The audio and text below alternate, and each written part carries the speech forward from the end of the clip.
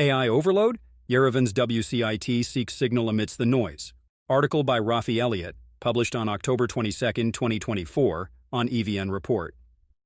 If August is widely considered the too fast, too furious of the Armenian events calendar, due to it being boring and with everyone on vacation, then the 5-week stretch bridging September and October unequivocally heralds the arrival of Tokyo Drift season. This period is packed with action, keeping attendees of at least 5 near-simultaneous major international conferences on the edge of their seats. Sandwiched between September's Global Armenian Summit and the Tune Armenian Construction Expo was another opportunity for the Armenian capital to showcase Silicon Mountain's tech potential to a global audience. The Union of Advanced Technology Enterprises, UATE, a business union representing more than 180 tech companies across Armenia, won a bid to host the World Congress on Information Technology, WCIT, once again on October 4th to 7th. WCIT is a pioneering event in the global tech industry. Its first iteration in 1978 was the brainchild of the World Innovation, Technology and Services Alliance, WCIT, of which UATE is a member. WCIT was one of the first attempts to bring global tech leaders together in a single conference to discuss major issues. Initially held every 2 years, it has been an annual event since 2017, taking place in a different member state each time. The conference's past success is evident from the recognizable faces of Bill Gates and Vint Cerf, featured in the past speakers section of its website. While the WCIT once garnered serious interest, it has faced competition from younger, trendier global conferences like the Web Summit, World Mobile Congress, and CES. Hot on the heels of the 2019 conference's smashing success, which gathered participants from over 70 countries, as well as household names like Armin van Buuren, Kim Kardashian, Gary Vaynerchuk, Alexis Ohanian, and CNN's Richard Quest. The 2024 sequel felt overshadowed by this year's competitive conference season. The 2019 event had capitalized on Armenia's global recognition following the previous year's peaceful Velvet Revolution. This time, the Digitech conference, which had been paired with WCIT at the same location in 2019, became a victim of its own success. Spun off into an independent event at a nearby venue, it threatened to split visitor numbers.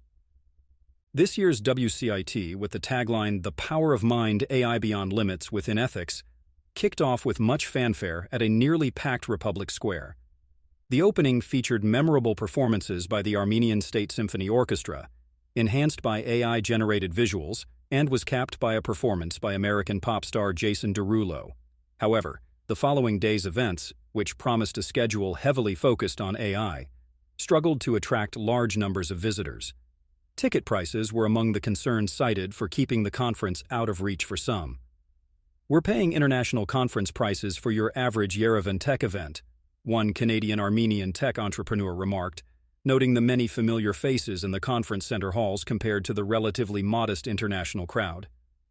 But for diasporans with limited time to spend in Armenia, it was an opportunity to participate, to be heard, and to try to have an impact, said Karen Tonoyan, a New Jersey-based attorney who focuses on tech law and frequently works with Armenian startups. Audiences packed the bleachers for a keynote panel reuniting Moderna co-founder Nubara Fayan with fellow biotech entrepreneur Garo Arman.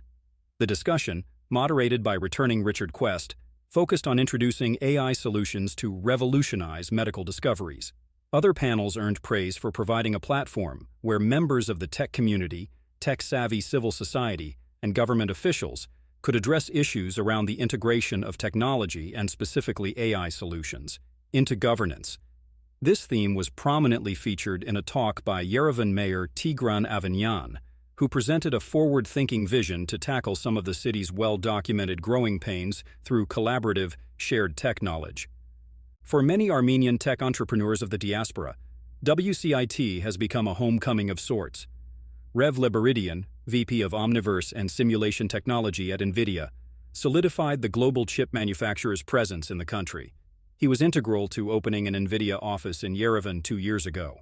For others, the conference forum sparked important discussions on the need for further collaboration in constructing a robust ecosystem to oversee AI-driven solutions in Armenia. Another luminary in the Armenian scientific community, Naira Hovakimyan, who heads the Aviate Center, led a team of ethnic Armenian robotics professors at top U.S. universities. many visiting Armenia for the first time, in a series of lectures on autonomous vehicles and their applications. These included Purdue University's Nina Mahmoudian and a landmark talk by roboticist Gregory Chirikjian.